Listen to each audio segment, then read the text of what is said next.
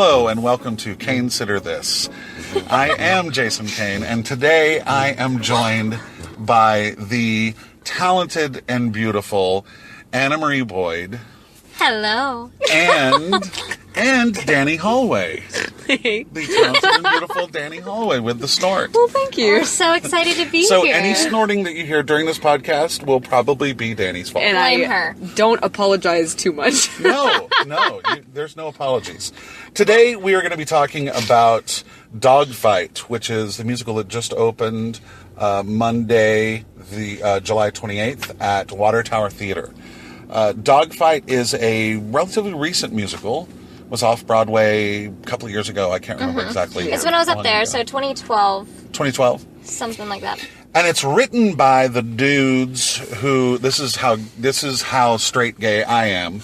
Written by the dudes who wrote the Rent-like musical that was part of Smash, the second season of Smash. Oh, there you go. I didn't Yep. even know that. So Scott Whitman and Mark Shaman, who wrote Hairspray, wrote the Marilyn musical that was the sort of traditional musical. And then Catherine McPhee got involved in the edgy off-Broadway musical that was Rent-like.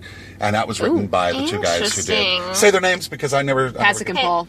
Yeah, look at that. See, you Boom. Nailed it. Now, and see, that's the thing. This is a show that really sort of connects with a younger generation. Everybody that I know who is of a certain age, this is their Rent. This is the show that they know absolutely. so well. Definitely. And I used to know every single musical that was around, and I sort of fell out of touch with being really up to date on everything. Sure. And people just kept talking about Dogfight. And there's a friend who's about my age who really is the person who introduced me to the music because he said he loved it so much. And he played Some Kind of Time for Me, which is the sort of opening number. It's the I Want song of the show, where these six Marines in the early 60s are about to go off to Vietnam. And they are having sort of a last night out before they enlist. Before they embark on their journey to Vietnam. To Vietnam. Their vacation Let's to make Vietnam. that clear. Yes. there was some discrepancy as to which war this was at one point. And I quote, "Why are there hippies?" Vietnam, folks. We're good. So, As long as we're all on the same page. anyway, so I had heard Some Kind of Time, but that was really the only music I knew from the show. Yeah. So everything was a first-time experience for me watching this. Mm-hmm. Other things that were a first-time experience for me were watching Juliet Talley Oh my god. become a frickin' star overnight. Just take my soul, throw it on the ground, and step on it, and then throw it in a trash I've known can. her for years now. I went to school with her. She was at my first college at Cullen College, where we both went to school together. So I've known her for a couple of years, and it has been lovely watching her grow from when I first knew her. Because my first show I ever did with her was Hairspray, and we were actually both Tracy, understudy or whatever. And it's amazing to watch her go from when I first knew her to where she is now, because we all knew that this was where she was going to end up. She was in Cabaret with us, and she was just the absolute... She blows your mind every time she's on stage. Well, she is so invested. I don't like to give away a lot of plot, but I do want to give away the setup of this show to sort of let people know what it's about. A dogfight is... Not an actual dog fight. Right. It's something Can you believe that? According to the show, is a history. There's a history of it in Because it's based the off a armed movie, forces. I in like 1991 movie. I have no idea. I have no clue. It is actually, yeah. Good It's to a know. great, it's a Good great to know. movie. It's got I'm gonna blank on her name, so keep going. But A dogfight is where guys try to find the ugliest girl they can, and they take her out on a date with all the other guys, and They put in money to a big they pot. put in money to a pot, and then the ugliest, most rancid girl that is picked is the winner, and the guy who found her wins the pot. So it's, It's twisted. it's a really, really sweet, heartwarming yes, idea. very, very positive. Yes, exactly. Very, very sex positive. And so that's the setup of the story. And Juliet Talley is the woman who is discovered by Zach Reynolds, who is playing Eddie Birdlace. Eddie Birdlace. I love it. Kids are all over it. I love it. And so she is one of the girls who's brought out for to participate unwittingly in the dogfight. And so we won't give up too much more of the plot. I don't want to spoil some stuff. But she's almost like a last resort. Like, because he's been looking and Hagen's looking for all of these women, and then he just goes to this diner, like... And before they before they actually reach the dogfight, you can tell they're already making this connection, and they have a meet cute. Yes. Yeah. They do. Disgusting. And I thought their chemistry on stage worked beautifully. Well, I thought that one of the best aspects of the script is the fact that we know ahead of time what's going on. Yes. And so you're very uncomfortable watching this opening conversation with them because you know that ultimately he's trying to lure her into this competition. Right. But also he can't help himself but start to kind of have a connection with her. Yeah. And you do feel that. And I have to say, Zach and Juliet have wonderful chemistry together. Absolutely. They really do. They really do. And the other Marines, you have your archetypes. You have your nerdy sort of Smaller willing to please kind of clueless guy played by Matt Ransdell. It's Bernstein, correct? Matt Ransdell Jr. And it's Bernstein, they say, actually. I keep wanting to say Bernstein as well, but they say Bernstein. And my bad.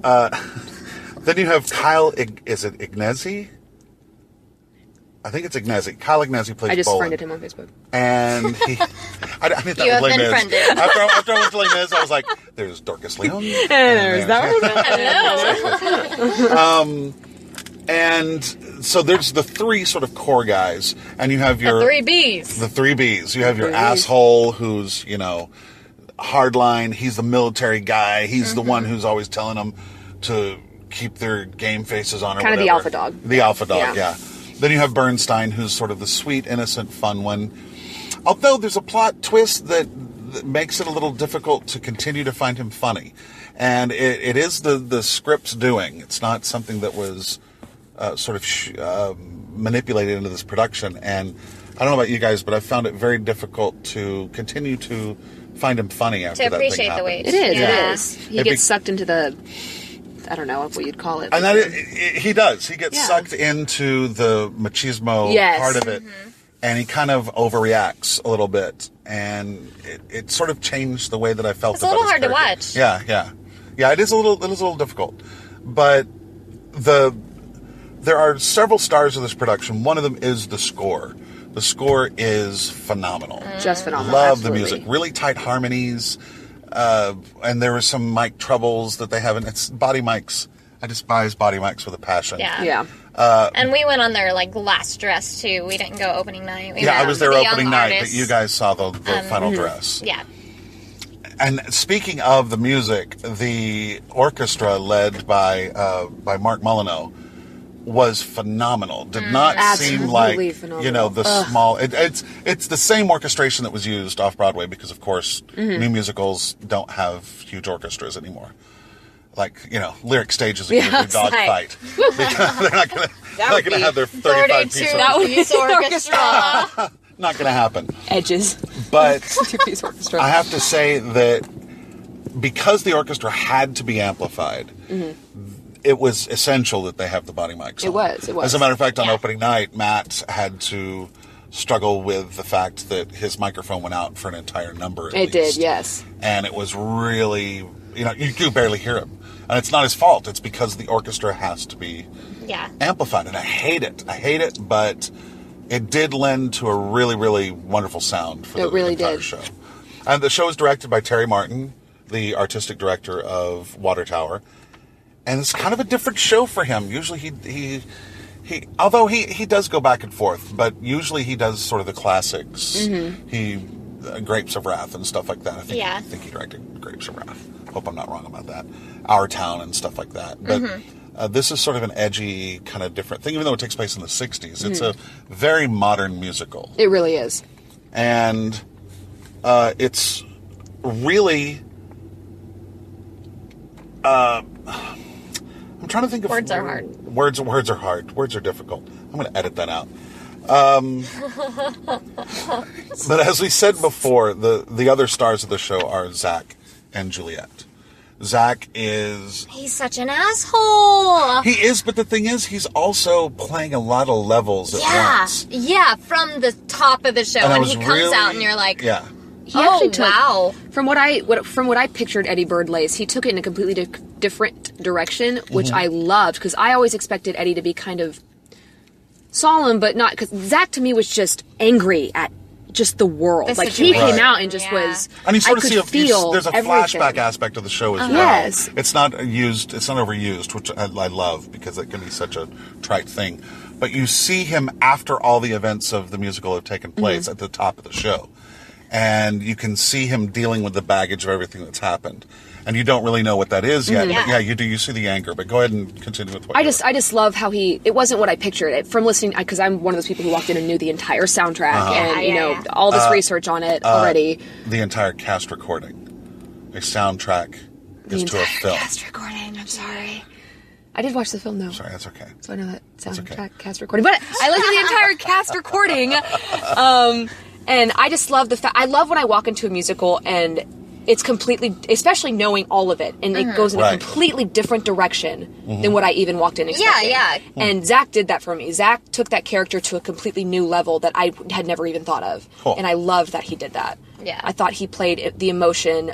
the many different emotions. Because the transition behind him. at the end, not to give anything away, but when they come back to the train, that transition was so fluid and it just made sense. Right. And it was just beautiful. It really was. Well, and let's not kid ourselves. This isn't the most revolutionary kind of story. Yeah. Because you kind of know it's not gonna end in a horrible tragedy.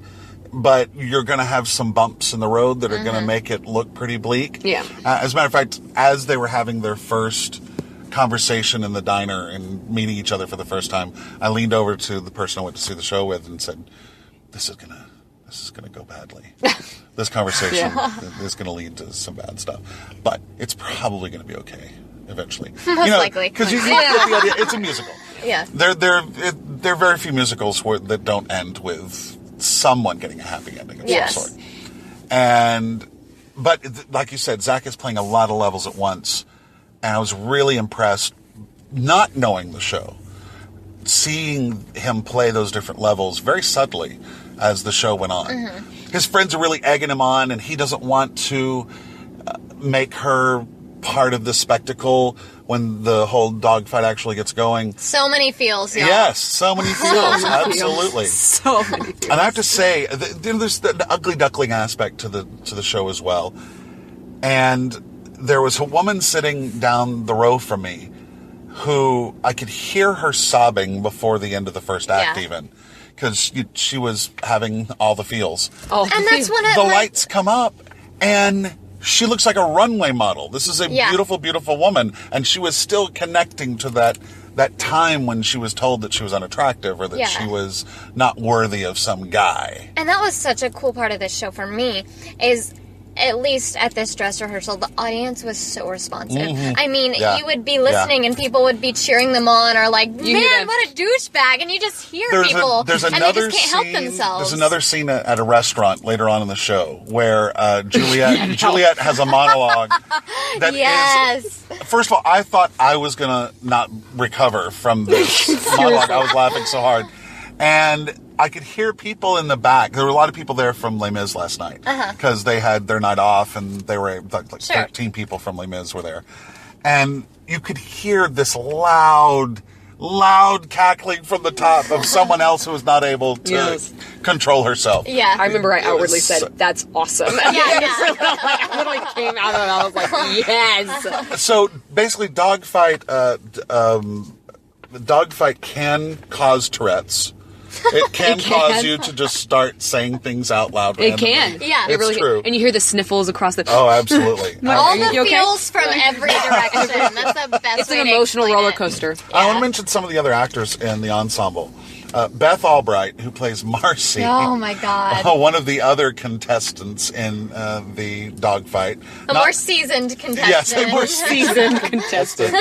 And it's funny because I've seen Beth in other shows, and she's just adorable. And in this show, she is just a train wreck.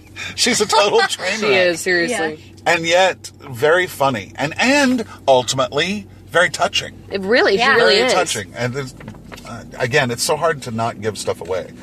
But, and also Aubrey Ferguson. Oh my God. She plays several characters, but the character that cracked me up, Ruth Two Bears. Ruth Two Bears. I'm sitting here watching this scene, and I'm paying attention to all these characters that are on stage, and all of a sudden it occurs to me, there's Aubrey. She's been on stage all this time. And she's just like completely straight faced. Oh, deadpan. And I know Perfect. usually it would sound like an insult to say, oh, I didn't realize you were on stage.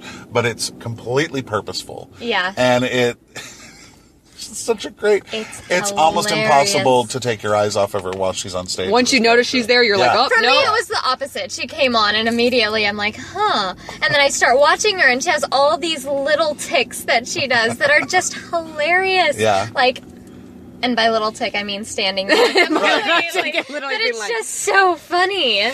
And then poor Steve Barkus has almost the most thankless job of the evening, but he actually cracked me up in all the different times he kept appearing. Mm-hmm. Yeah. He plays a bunch of different characters. It says here in the playbill, it just says lounge singer and ensemble, but that does not do justice to his Not at all. No. to his abilities during the evening. And it's...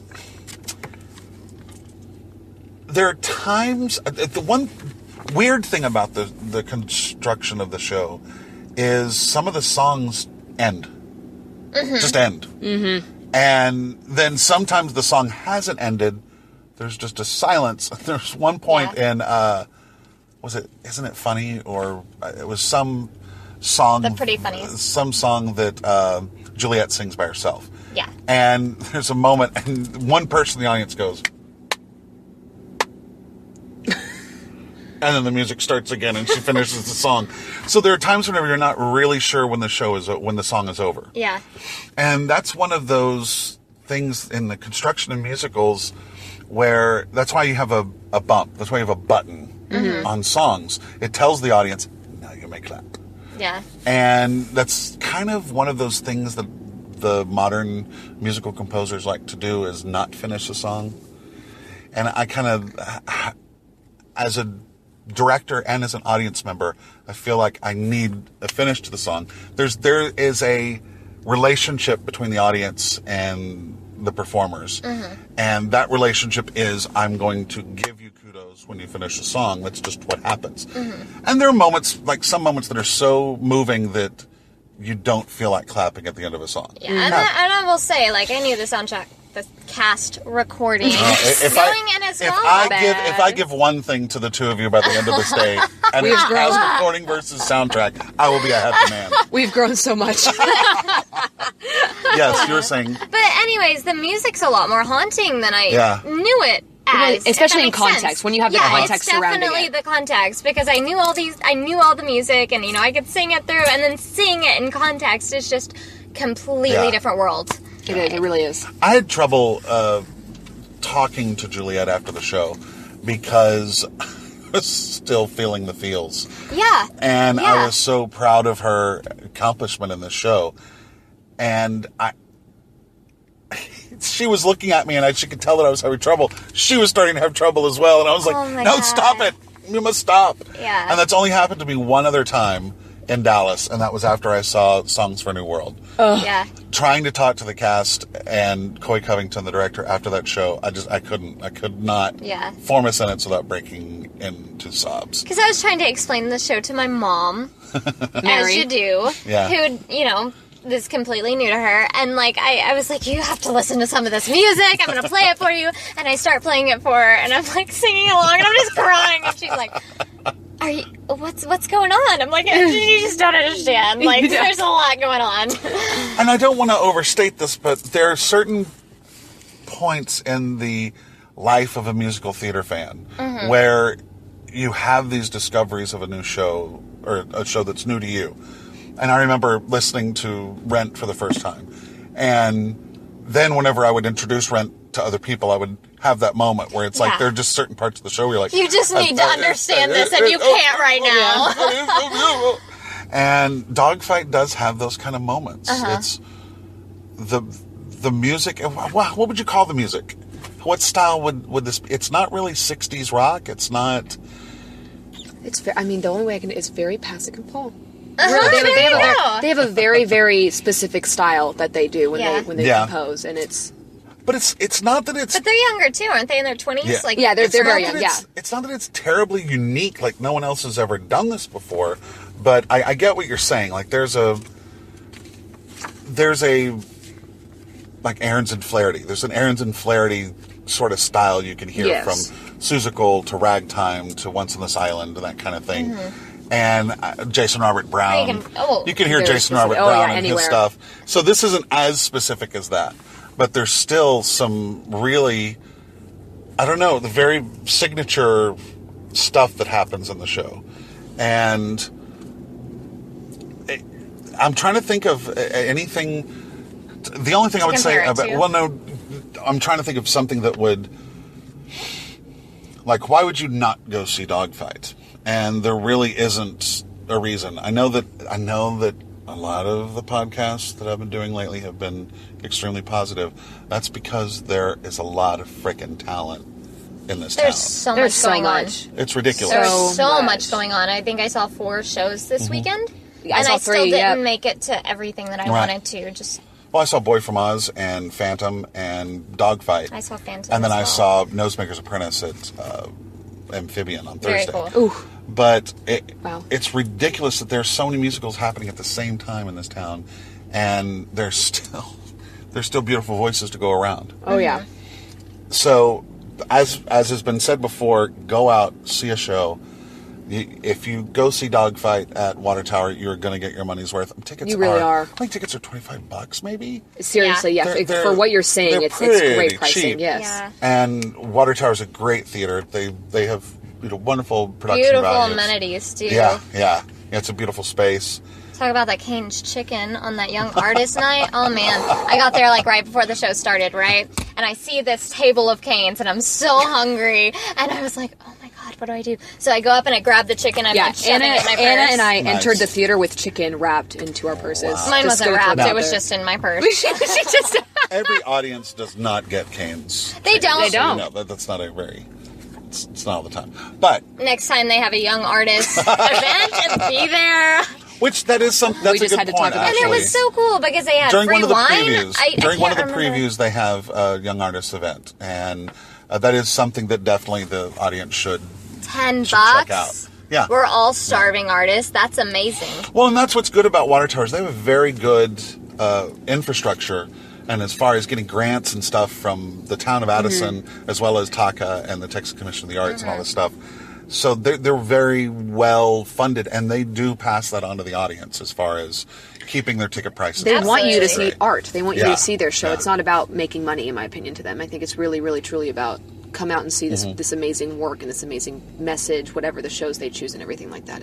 It's really great. This has been the fastest 20 minutes, I think, that I've had of a podcast. This is like flown Super by. fun, though, y'all. Yeah, absolutely. Whoop, whoop. Thank you very much for being a part of it. Anything else you want to say before we go? Go see Dogfight. Yeah, seriously. Completely worth it. I'm going to find out later that you two were paid by WaterTower to do this podcast. Well, thanks again for being a part of it. I really appreciate it. Of course. And we'll see you next time on Kanesidder This.